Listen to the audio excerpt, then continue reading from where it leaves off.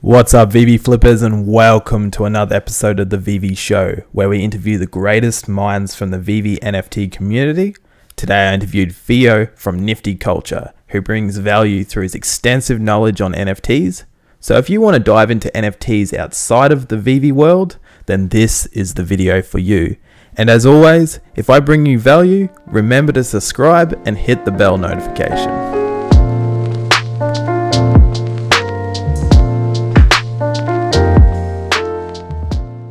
Glad to have you on, Theo. Love the channel, love Nifty Culture. How did this all start, bro?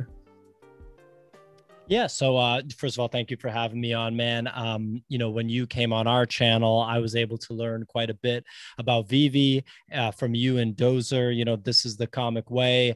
Both of you were just really fun to talk to. Dozer was hilarious, rocking his big suit and everything. So, you allowed me to kind of really understand VeVe a little bit more because I do think that it's a pretty slept on sector of the NFT space.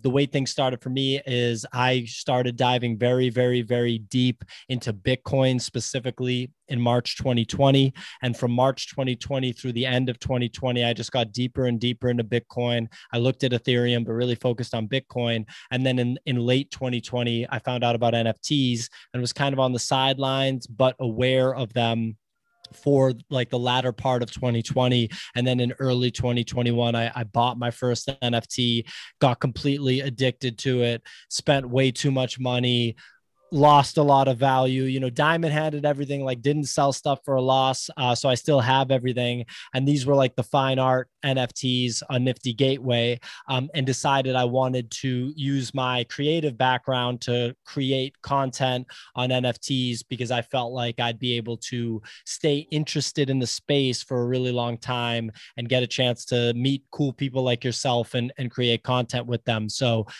been doing that now for a while, partnered with the guys at Nifty Culture, and we've been doing pretty well since. And, we were happy to have you on, and I'm excited to be here today. That's really impressive, dude. Like, you didn't start very long ago and you've already done so much. What made you decide to come over to VeVe? Because I know you've just started getting into VeVe recently. Yeah, so I didn't know much about VeVe. I think VeVe's really slept on, but one of my partners at Nifty Culture, his name is Rob. He's the guy that you guys streamed with. He's like all about it, and he's always sending us like, he just bought the Ghost Trap from Ghostbusters, and that was like something he had his eyes on for so long. And so I watched him basically flip up to get that, make a couple savvy flips from things that he bought at drop that I think were either rare or ultra rare, and he got that Ghost Trap. Right. So basically, I think it was really just the exposure to VeVe. A lot of people don't realize that like just being exposed to something can have a massive impact on you. If like when I was a little kid, if my parents were musicians, having that exposure to a musician's process would have probably made me much better at music than I turned out. You give me a musical instrument, I'm not going to be able to do anything with it. Right. But if I had that exposure, it'd be a different story. So just getting that exposure to VeVe opened my eyes. And now I'm very, very interested in it because I think the power of licensed collectibles and the power of being relatively early to a product or a platform that's slept on, that seems to be growing quite a bit and has like a tight knit, robust community. People like you, Dozer, Taps Trades, who came on our channel this week. You guys are all committed to the community, and I see the fan bases. So that's what has my interest. I'm just trying not to get in and get smoked the way that happened earlier this year on Nifty Gateway. So I want to proceed with caution. As someone who's come from traditional NFTs, what are your thoughts on VeVe? Because I know that a lot of people judge VeVe because they judge it in the way that they judge Robinhood in the sense of crypto. They say, you don't have your keys. What's your thoughts on that?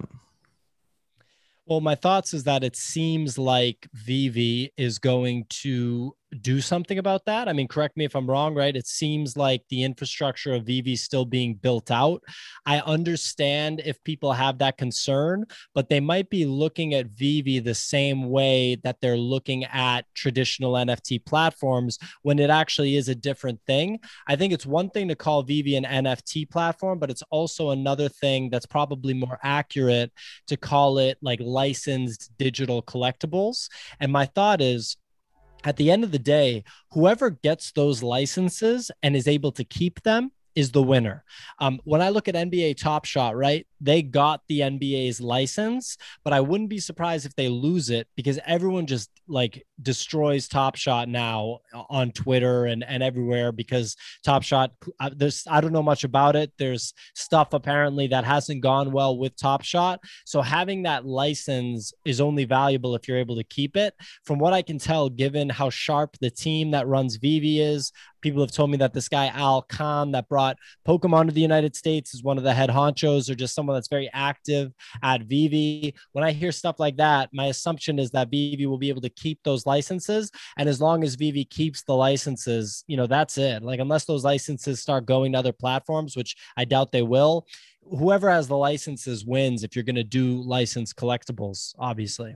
I definitely agree. VeVe is very good at keeping their licenses happy and their following happy. They're very good on social media and they act fast.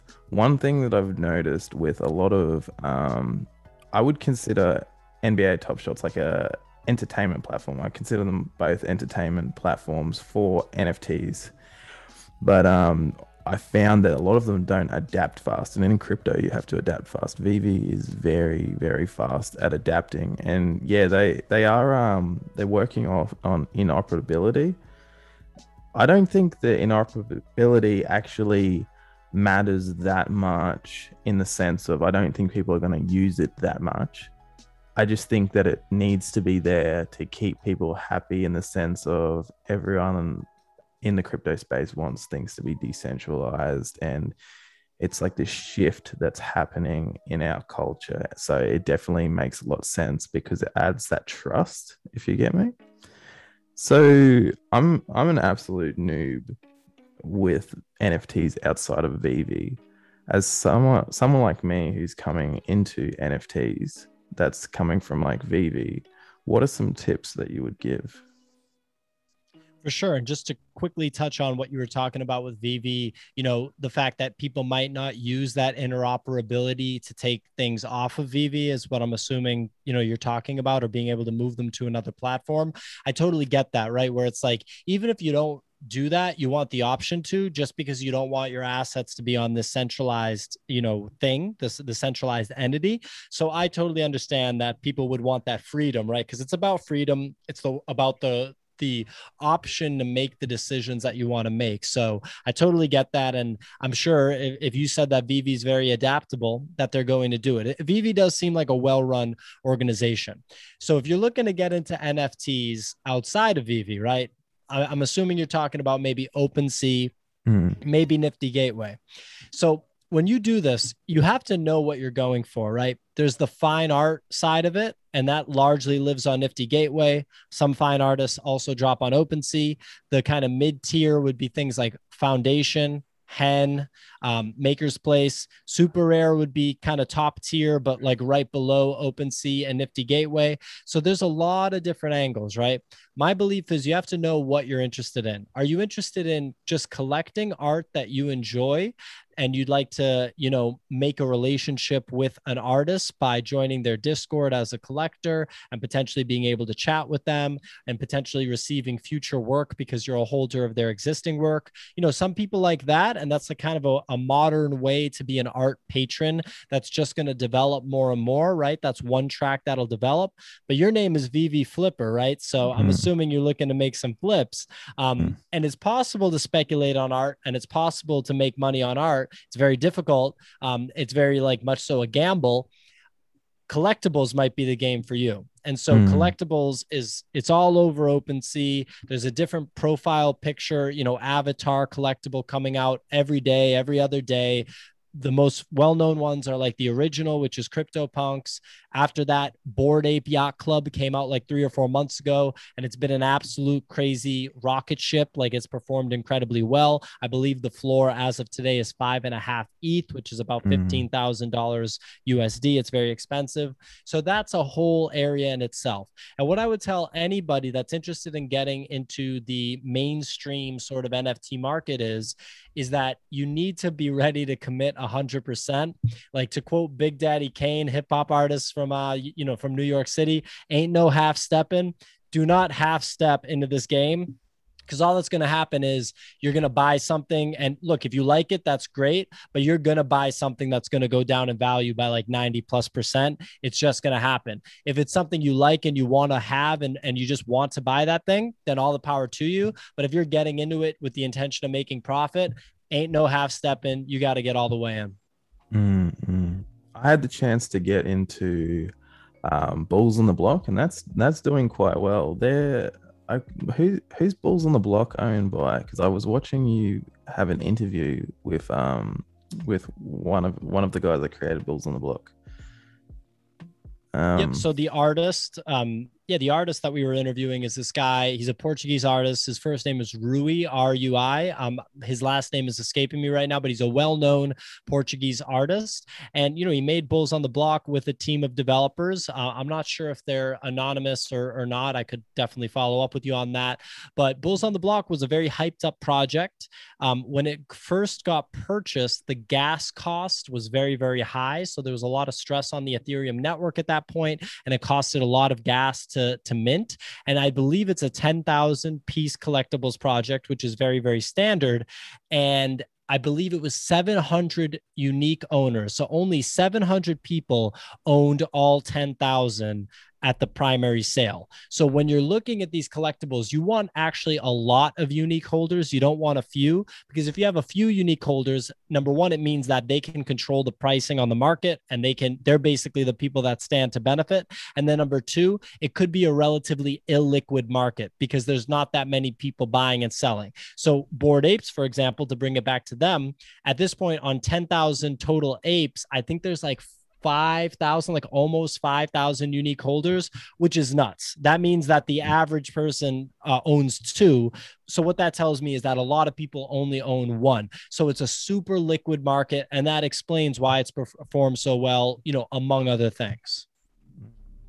I've seen with Bored Apes that they do airdrops. That's something that really interests me because it provides value, and I noticed that Bored Apes does provide a lot of value, like with the fact that they have different attributes that provide different levels of rarity, similar to what they've done with CryptoPunks. And this whole thing interests me. So collectible, when you speak of collectibles, do they generally all have this sort of is this how they do it? Like creating different attributes? Is that a common thing? Yeah. So like the structure of a collectibles drop, the original one, right, is CryptoPunks. And so the structure of CryptoPunks is 10,000 unique punks, meaning no two punks are the same, varying levels of rarity, meaning that there are rare punks and there are common punks, right? So let's say, off the top of my head, like I know the zombie punks are incredibly rare. So if you have a zombie punk, I think, the price floor is probably like 750,000 USD or something like that, right? It's incredibly high price, right? So then they all have different attributes, and some attributes might be rarer than others, and some attributes might also just be more in demand than others. So if you look at the Bored Apes, it follows the same model, but the Bored Apes built on CryptoPunks. One of the main things that Bored Apes did that built on CryptoPunks is that they actually give you the intellectual property of your ape when you buy it. So if I buy an ape, I own the intellectual property of that. And when I first heard this, I was like, okay, but what does that mean? Why is that important? When I tell my friends that are outside of NFTs now about that, they also say, okay, like I don't really get why that matters. Why it matters is you can make a backstory for your ape, and you can say like, this ape, for example, one person decided that his ape looks like a valet. So his ape is Jenkins the valet. And now he's making merch that he's selling, and he's actually making money off of his ape. So the ape can be a business in itself. Wow. And the support in the ape community alone is so strong. And when you're talking about 5,000 unique holders, if you blow up in the ape community, you have 5,000 people that are down to support you, and things can definitely multiply pretty quick. And then we do see airdrops We see other things that build. And so, for example, if you owned an ape, you got a Bored Ape Kennel Club dog. So you got a dog to go with your ape. And then if you own the dog, they just gave you a basketball. And the basketball didn't really get the best reception from the community that owns apes. But at the same time, it's like you got it for free. So why are you complaining about it, you know? I've seen they had airdrop for a dog. I think it was a dog. And it looked like the Yeah, ape. that's the first one. Yeah, we have the Yeah. dog to go with the ape, the Bored Yeah, Ape I've Kennel seen it. Club. Yeah. Yeah, I've seen that one. Yeah.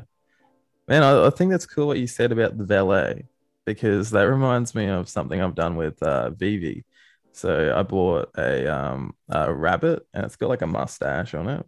And I got the serial number 420. So I've called him 420 Happy Stash. And he's got his own Twitter account and he just posts memes. And I've thought of like if I was to start like merch on that, it'd be hilarious because I've got his own inventory. Like he's got like about $10,000 worth of NFTs, and I've taken photos with him with them, and it's just funny because they're all rabbits. So when I see that, I'm impressed because like I see that Veve has this community, and a lot of people do this with Veve. But seeing that people are doing this with other NFTs that don't have necessarily have an ecosystem that exists outside of like social media platforms, it'd be interesting to see how that flourishes if Bored Apes, let's say, create like an ecosystem similar to Veve. Do you see that in Bored Apes future? Do you feel like they're going to develop towards these things? Like what do you see in Bored Apes future? Dude, I see a lot, man. I think Bored Apes is an absolute rocket ship. I mean, it already has been. You're talking about primary market. It sold for 0.08 ETH, so less than zero point 0.1 ETH. And now the floor is like 5.5 ETH. So that's like more than a 55x return for just a floor ape. If you minted a yeah, if you minted a rare ape, right? So when you mint them, you don't know what you're going to get. It's kind of like a lottery. And so if you minted a rare ape and just held it, that's like literally a 10 ETH, 15 ETH sort of situation. So like a 30,000 USD for this ape that you just minted for like 200 USD at that point. My question Wow. for you on the rabbit thing, I have a question for you. I'm assuming that you don't own the intellectual property of that rabbit. I'd be pretty surprised if Veve's licensed collectibles gave you the intellectual property. So that's a difference, right? So if you don't own the intellectual property of the rabbit, then you can't legally create all this merch and start selling stuff. You might be able to do like a little thing under the table. But for example, some people that have Bored Apes have created like a coffee company, and it's literally like Bored Ape Coffee or something like that. And they're just selling coffee as if it's a regular business. So that becomes a real business really quick. And you own the intellectual property, so all of that is above board. That's interesting. That's interesting because that's the reason why I wouldn't start that. But when you speak of Bored Apes, they don't even give their identity, do they? Like the creators, or because I know Nope. they don't give their identity. Okay, so it's interesting that people are Oh, invest.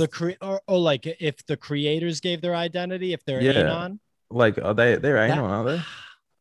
I don't know. I think that they might actually be doxxed. I'm not sure. That's a good Yeah. question. I should follow up. You can tell I don't own an ape because I don't know everything about them, but I'm starting to think that I need to find a way to get an ape for business purposes, at this point, since I'm in the NFT game, and it's like you got to have an ape.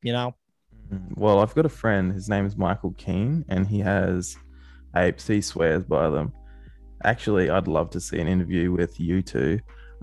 He created Nifty Catcher, which is basically an email service that inboxes you all these NFTs that are coming out.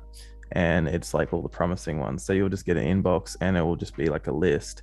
And it'll have like ratings as to what are better projects than others. So it's just great getting that's how I found out about Bored Apes was I just got an inbox and I'm like, oh, that seems cool.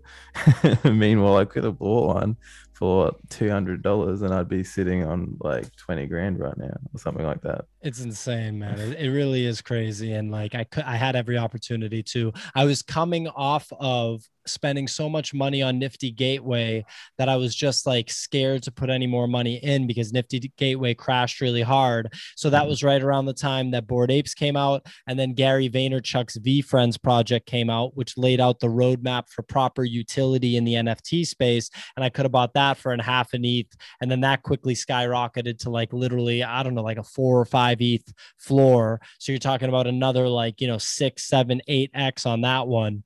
And yeah, I miss those. So you can't look back at the misses, right? You got to just kind of plow forward. Yeah, like definitely. And another thing is never be ashamed of selling for profit if it just keeps climbing, because at the end of the day you're learning how to make profit. Like I bought 5 prides, which is like a Givenchy NFT on the Veve platform, and I bought 2 of them at $100 because I had 2 phones going. So I got them on drop. And no one knew that it was the only. So I'll just put this in perspective. So the NFT drop happened, and there were 4 or 5 NFTs, and the Givenchy Pride was the only Givenchy commission piece. The rest was a collaboration. So I speculated that this one would do the best, and I bought 2 of them, and then I bought another 3 for like $140 because no one was interested in them. And then they hit, I think, $400, and I was like, okay, I'm selling. Now they're not right now, but they went up to, at their peak, 1.6k each. From, and I was sitting there like, oh my god, why did I sell? And like, this is sort of what I've been thinking about the gold. So there's a gold rabbit that just dropped, and I spent 1.5k on it after drop because it was a Comic-Con exclusive, and now it's all the way at 2.3k, and I have 2 of them, and I've been thinking, should I sell one of them and then wait for it to dip and then buy in again? But then I'm like, oh, what if it goes up? So this one thing that I put into perspective for people is don't be ashamed of selling for profit, because at the end of the day, you can use that profit to buy more NFTs, and then essentially you're compounding that money that you're making, But yeah, I mean, that's the flipping play, right? So when you compound that money, then you can diversify it into other projects, and I mean, the snowball just keeps going. So does the name Pranksy mean anything to you? Pranksy?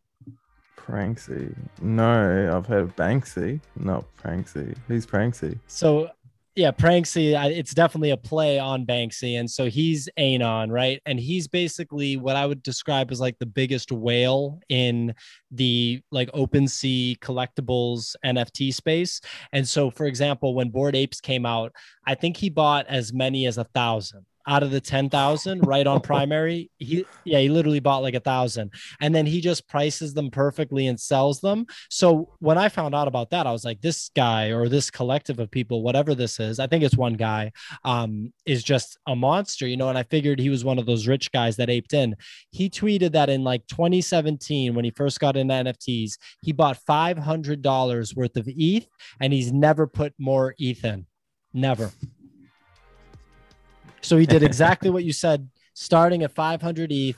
And I saw him put in a bid of $800,000 on a CryptoPunk like 3 weeks ago. Just put in a bid. Here, $800,000 from $500. That's crazy, dude. Man, like, so hopefully one day I'm like Pranksy. I invested, I think, $800 initially. And now my portfolio is sitting at about 30k USD, so it's not bad. Hell yeah, man! No, it's really good. Yeah, and like so I bought those gold rabbits, and I'm like, okay, I might sell one and whatnot. But I've made a few trades that have been bad. Like there was this point where I was doing really, really well. So like I sold like 4 prides, and for those prides, I had, I think, roughly two grand. And then I used that 2 grand to buy a Backstab Leopard, which was by I'm just trying to think of what the artist's name is, Frank Kozak, which is pretty well known. And so I bought some Backstab Leopards, and I bought them at $400 each. And I just like maxed them out with my 2K. So I bought like another 4 of these Backstab Leopards.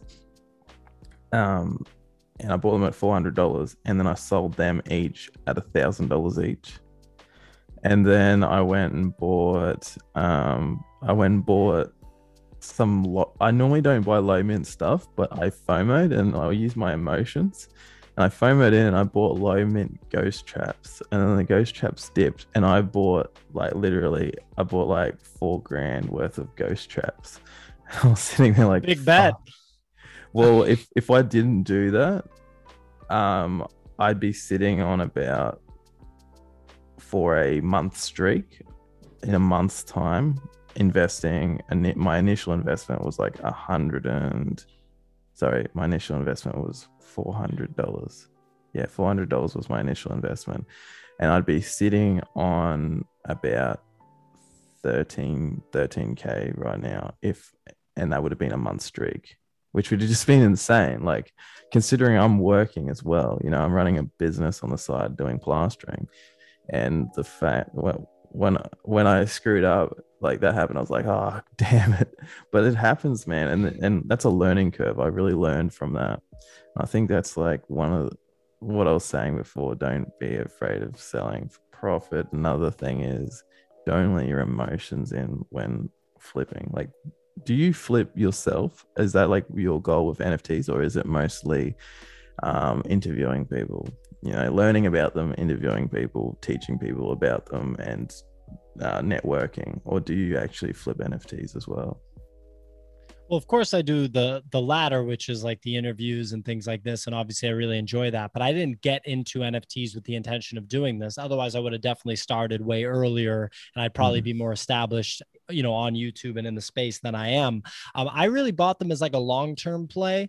I didn't really see the benefit of selling them, because at the time that I got in, all the stuff that had come out in the past couple months that was desirable had just kept going up, up, up. And there were so many examples of people selling like a Beeple, for example, for like $1,500. And then that same Beeple was literally selling for $100,000. And so I didn't want that to happen to me. The problem with that is that if a bubble bursts and the market crashes, you just get left holding bags.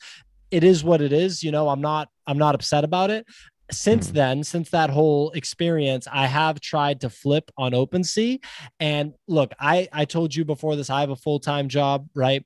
And then doing the amount of content that I do really is another full-time job. Like, this is my 3rd stream today. So, I do, and I had a 4th one booked that got pushed to tomorrow morning. So, I'm working on the weekends. I'm really putting in a lot of time.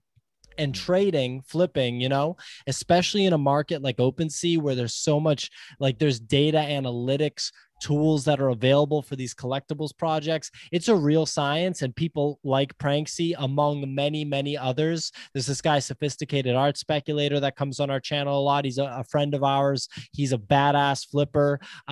You have to be like totally engaged 24/7, because you're competing against people like that. And so when you're competing against people like that, like, you have to respect the game. And so what I would say is, like, I'd love to be good at flipping, but I just like, I don't have the time to put in that's required to get to that level, because I respect how much time and effort and skill set development it takes to get there. I definitely think that flipping on places like OpenSea would be really difficult. It's got a lot of similarities to VeVe, but VeVe, you can flip so much easier because it's a closed ecosystem, and you got to realize that everything that you buy in that ecosystem is all, whether or not the IPs are related, everything's related, because essentially you've created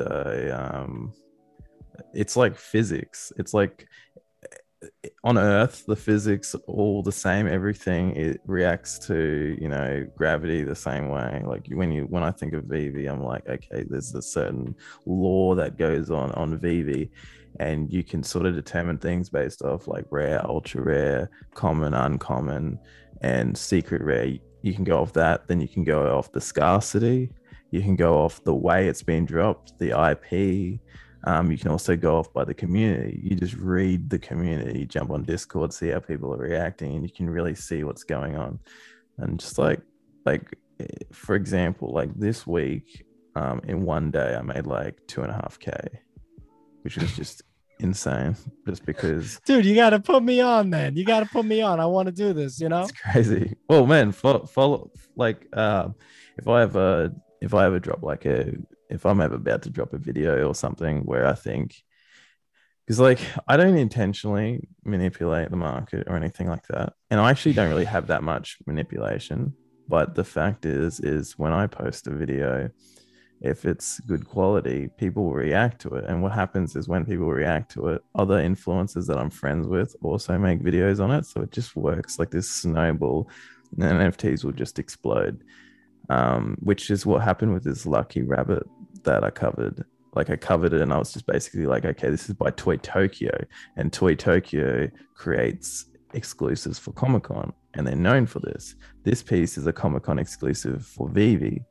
And if you have a look at Toy Tokyo's exclusives, some of them sell for 100K, and this is pop vinyls. Could you imagine what, you know, could you imagine what this piece by Jermaine Rogers would go for, since he's such a well-known artist? He's done like gig artwork for people like Tool, Jimi Hendrix and stuff like that. And everyone just reacted to that. So like, it's pretty crazy how everything happens so fast. But like, if I ever do anything like that, I'll just hit you up. I'll be like, I actually hit you up for the gold rabbit. I was like, you should buy this. I know, bro. I know. And it went up a grand the next day. Dude, I'm bad, man. But no, like I'm actually serious. I was telling you off air that I wanted to get on Veve on Thursday, and there wasn't a drop. But I'm like, I'm in. I'm in on Veve. I got to load some money in there and get ready to rock. And we're gonna see what I can do. You know? Yeah. Well, so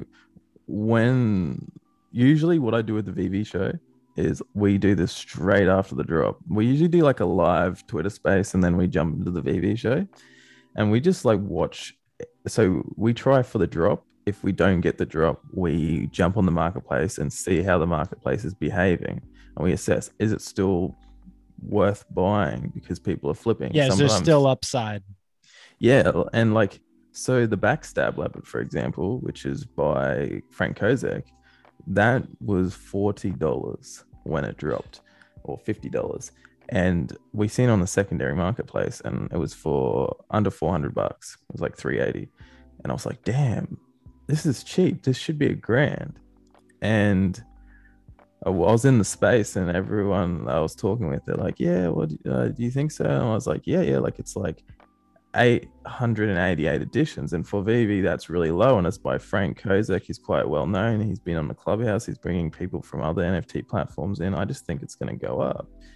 And so we all bought them. We bought like, 4 of them each, and they were at like a grand by the end of the week. And now they're back at about $900, which is crazy because like it didn't retrace much.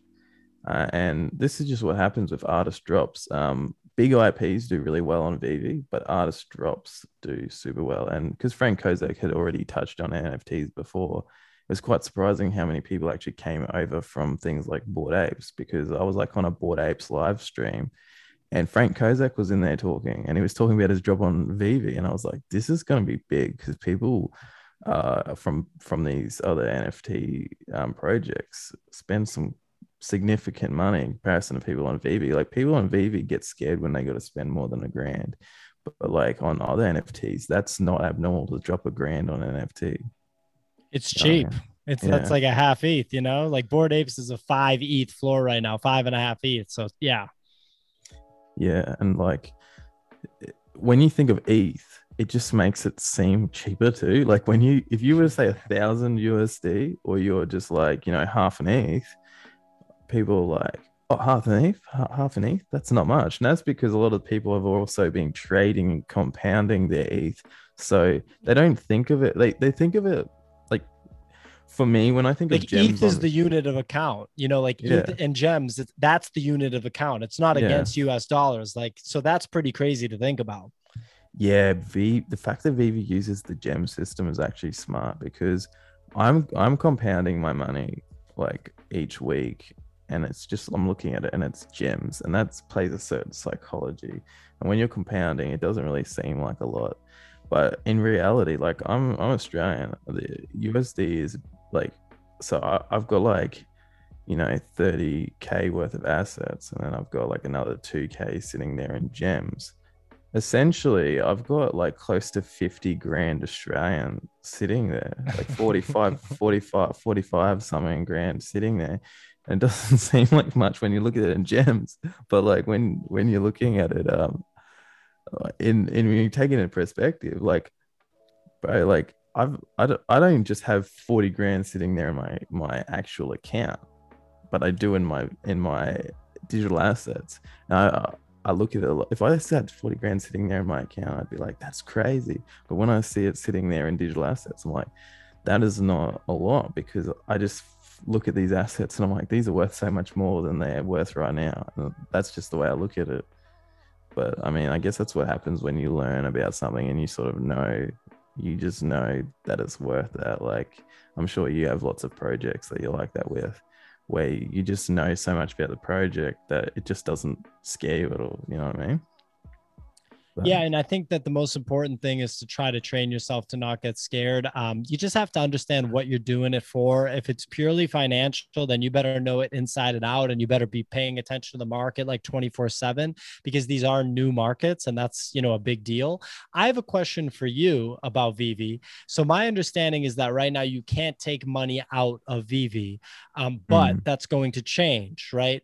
And yep. so when that changes, what impact to the market, the existing market, do you think that'll have? Do you think a lot of people like you that have these 30,000 USD asset, holdings that they got from like a $400 starting point, do you think they're going to want to cash out and liquidate, and that'll have an adverse effect on the secondary market? Yeah. Well, to be honest, once I hear it happening, everything's going to start spiking, because they're like, okay, buy in the rumor, sell in the news. Everyone's going to be buying these NFTs up, thinking that they're going to clean up. Oh, okay. Yeah, they're going to think they're going to clean up. But what's going to happen is they're going to all be competing with each other to sell these NFTs. So I'm going to be like buying up, getting ready, and I'm gonna basically speculate when I think people are selling, and I think people will sell on the day, maybe the day before. So I'm just gonna sell, like, the start of the week, half of my NFTs. I'm not gonna sell all of them, because at the end of the day, by then I'll probably have like 100 grand worth of assets. So if I sell half of them, that's 50K USD. And if it actually spikes after, then I'm like, well, whatever, I still have 50K worth of assets. But if it doesn't and it crashes, I've made a lot of profit, which I can then just buy in cheaper. I think the assets are going to crash. That's my personal take on it.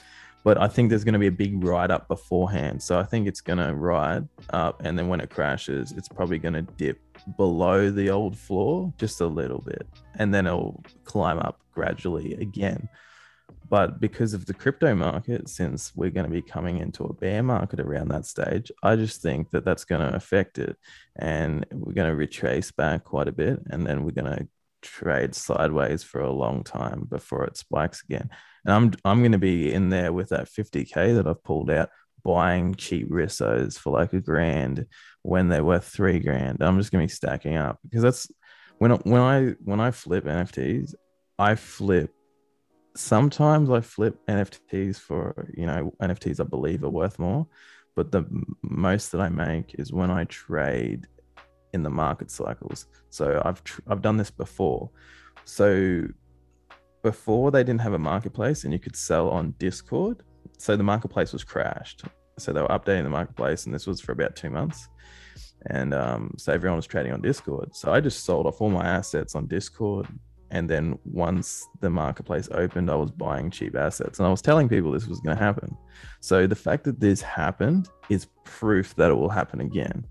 But with that being said, it's not financial advice. It's just what I'm doing.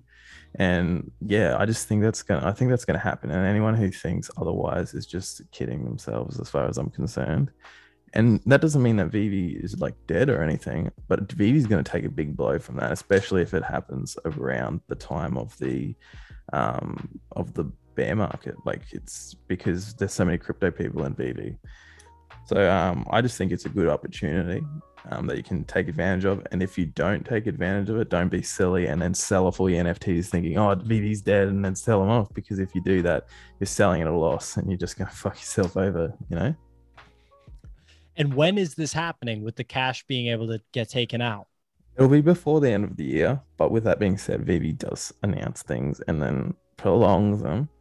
In all honesty, I would prefer them to prolong it past the bear market, because I just think it's going to be better for the platform. I think if they do it just before the bear market, it's going to be like this chain reaction.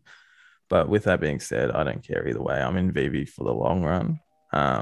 But yeah, so they were saying around August. So if it happens in August, I mean, that's not the worst, because I think the bear market won't end. I think the bear market's being pushed. I mean, sorry, the bear market's being pushed back a bit. I think the bear market might happen in January, February, instead of November, December, like it did in 2017. So I think it might even be longer, man. I think it might be pushed out longer because people are talking about like the China Bitcoin mining exodus and its adverse impact on the Bitcoin hash rate. But, you know, we still are expecting this big blow off top.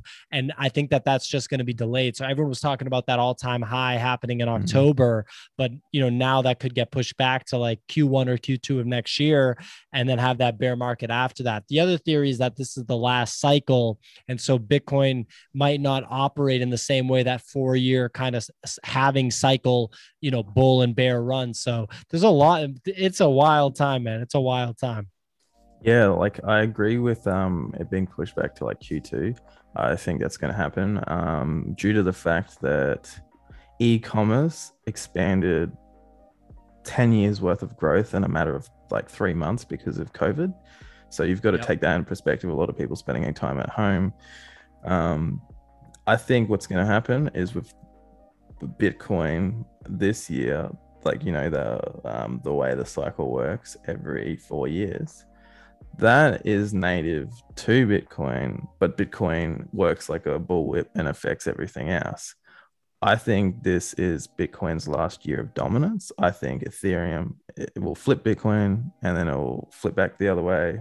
And then on the next halving, if that even happens, like, I think that, you know, Ethereum's going to dominate. That's my opinion. I think Ethereum is so much better than Bitcoin. Bitcoin makes me feel Bitcoin's boring to me. I just think the technology is old. I don't even look at Bitcoin. I'm just not interested. I'm not invested. I'm invested in Ethereum and Cardano because I just think that these are way more advanced. When I look at Bitcoin, I look at it like the MSN of social media. It's just so old, little utility. It's just basically a store of value. And I mean, like, it just looks like buying gold to me. I know a lot of people would hate on what I'm saying. I think Bitcoin's done wonders and has pioneered something that's really great. And we wouldn't even be here if it wasn't for Bitcoin. But it just bores me. I think Ethereum, just with its smart contracts, you know, where Bitcoin falls short is, you know, to code in a smart contract is going to take you like 12 months because you've got to embed that in the code. Whereas Ethereum, you can make that smart contract piggyback on Ethereum. And that's how we've gotten all these NFTs. And it just, the use case of Ethereum is so much better. And then Cardano, look at Cardano, the potential of that, you know, I think that it could like ride with Ethereum. And these are the kind of cryptocurrencies that interest me. Like, what's your thoughts? So you think Ethereum's going to flip Bitcoin? No, I don't. So I'm a Bitcoin maximalist, but I know Oh, that really? that's like, yeah, but I know that that's like, that's blasphemy on most NFT podcasts. And, you know, honestly, man, we've been going for almost an hour here. I'm game to come back on and just talk to you about Bitcoin and Yeah. Ethereum and my opinions on that. But yeah, I got to wrap pretty soon, but dude, this Yeah, has that's been like totally an cool. absolute pleasure. Yeah, it's been good. And man, like, that's what I would say. That's my opinion. And the thing is, Oh, dude, of course, man. Yeah. Don't think I'm yeah. trying to rap because you Oh, talked about Ethereum. no. That's not it at all. people can have their own opinions, and like to me, it's just sort of because I'm so invested in NFTs. When I look at cryptocurrency, anything that like lacks smart contracts, well, Bitcoin doesn't necessarily lack. It just has it just doesn't have that use case because of how long it takes to code it in. But anything outside of NFTs for me just bores me now, just because I'm just not invested in it. But like Bitcoin's fantastic. I've got friends in Bitcoin who are literally millionaires because of Bitcoin. Like my roommate's a millionaire because of Bitcoin. Like we've got and so like I know Bitcoin's fantastic, and you can trade within Bitcoin as well. Like if you're trading in the cycles and make a lot of money from it. But I'm not good at that, so like that's probably why I'm passionate, to be honest. But yeah, I definitely don't trade. I definitely stay away from that when it comes to Bitcoin. I just buy and hold. I think what's good about Bitcoin is it's a good long-term hold. But in my nature, like you see VeVe Flipper, I love making them speculations because I'm so ADD that if something new isn't happening all the time, I just get bored. And that's probably that's the main reason why I'm bored by it, is because it's a slow growth. I think Bitcoin's going to get flipped by Ethereum, but at the same time, it's probably more likely, well, it is definitely more likely that Bitcoin's here to stay and Bitcoin's going to be the top dog for the longest time. But I like making those wild speculations because I just look at like the use case and I'm like, it could happen. You know what I mean? But yeah. I mean, dude, there's so much in the space, and like, I just closing thought on this is, I think that it's not Bitcoin or Ethereum. I think that they're two different things. I think that countries and institutions will turn to Bitcoin because of its proof of work architecture, its finite supply, and the fact that it's basically a 100-year asset, right? I don't think anything will outperform Bitcoin over 100 years, 150 years, but over 10 years, no question that Cardano, Ethereum, something can outperform Bitcoin over that stretch. In fact, I think Ethereum outperformed Bitcoin over a full 12-month stretch from March 2020 to March 2021 or something like that, right? So if you're a speculator, I think that there's amazing opportunity out there. I mean, fucking Dogecoin, dude. Dogecoin popped the hell off, So, there's different things. So it depends on what you're thinking about. And for me, the solace that I find is that I know that countries and that institutions are going to go to a proof of work architecture versus proof of stake. And that's not to say that I'm poo-pooing proof of stake. And that's not to say that I don't think that Ethereum is going to be a huge, huge thing. But my thing is like, what has a bigger market cap, gold or like Amazon? And I'm comparing Bitcoin to gold and Ethereum to Amazon, even though I know that's a bad comparison. So please don't kill me, everybody. But that's the way that I'm looking at it. that's fair enough. You don't think they're going to go to XRP for I think was it XRP? Is XRP the one that they use for all the banks? Ripple. Fucking, I don't know. XRP is the one with the lawsuit. XRP is the one with the lawsuit. Ripple. You don't think they'll go to Ripple? Like, because that's proof of Ripple is XRP. Ripple is XRP. And dude, the answer is no. Now I'm going to get in trouble because any Ripple fanboys are going to be like, get this guy out of here. Cause I'm like, yo, F Ripple. But no, I mean, the crypto conversation is a longer conversation. We can definitely do it on another stream for sure. I don't know too much about Ripple. I just hear a lot of people talk about it and my roommate trades it. And I'm just like, okay. But my roommate also says he's like, he trades it because he's trading up other people's hype, but he actually bashes it. He's like, essentially Ripple isn't as good as people think it is, and like people are going to hate on it, but people are going to hate on it, but at the end of the day, he says it has security issues as well. Like, he says it has major security issues.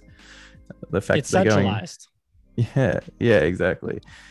I honestly just don't want to fuck with anything that the banks are really fucking with. Like, I think that's fair. Because I just don't trust them, and that's just me. I want to go away from any of that. But yeah, anyways, we'll wrap this up because I'll just keep talking and ranting on. This has been great, dude. I've learned a lot. So too.